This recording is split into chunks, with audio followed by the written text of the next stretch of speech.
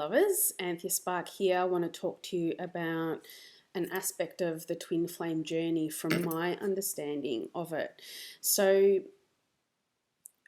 what I understand is that in our twin flame journey, when we're confronted with challenges, those challenges often stem back to unresolved issues that we've had throughout our life.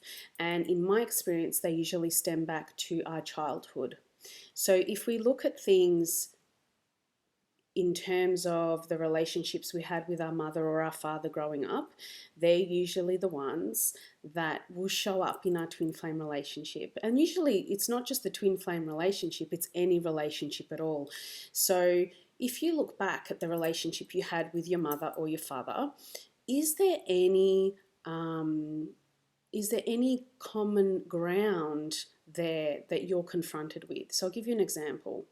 So if, for example, the relationship that I had with my father was not deep, and I didn't get to spend a lot of quality time with my father growing up, and I didn't understand my father, and I didn't understand his patterns and his behaviors and his actions, then that is something that could potentially show up in my relationship or on my twin flame journey, right? So what could happen is I could attract a man in my relationship that doesn't explain himself to me, and that's something that I would long for, right? Because it's showing up as something that's unresolved from my childhood. So for example, if my twin flame shows up and he is doing a similar pattern, similar thing that my father used to do to me growing up, like he is disappearing, say, and not explaining himself and not allowing me to ask questions about certain patterns and behaviors just so that I can have a deeper understanding of him, that's something that I need to heal within myself. That's showing up. My twin flame is showing that to me because I need to heal that within myself. That is something that is in my program. It is something that I expect to happen because this has been my experience in the past. Yeah? So it's me. I am the one who is creating this situation, and I am the one who needs to heal it. And when you understand that, when you can unpack it like that, instead of looking at your twin flame and going, oh, here we go again, and being a victim and pointing the finger at them and saying, here, they're doing that thing to me again, they're disappearing again, it's actually not about them. They're actually showing you something within yourself that you need to heal. So in fact, it's important to turn the finger onto yourself and say, how am I creating this? Why am I creating this? So if we just take a step back for a second and remove ourselves from what we want to happen with our twin flame and view it as a opportunity to grow and expand ourselves and heal our inner child, then we can begin to look at things really differently. And what will happen is when you heal that expectation that you have, so when I expect things to happen the way they have happened in the past, they will happen. You always get what you expect to happen, right?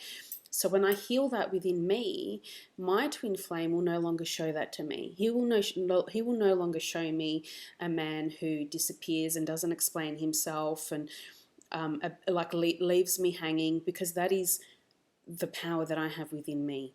Once I heal my wounds, once I heal my traumas, once I heal my fears, they will no longer play out in reality. And this can apply to any relationship, not just the twin flame one.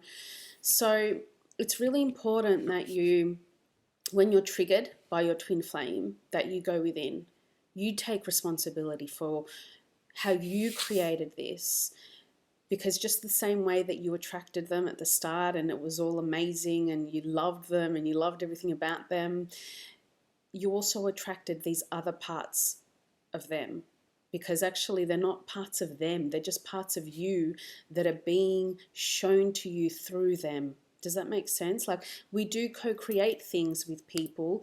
At some stage, if we look at it spiritually, at some stage, you and your twin flame agreed to show up in each other's lives to show each other the parts of yourselves that you need to heal.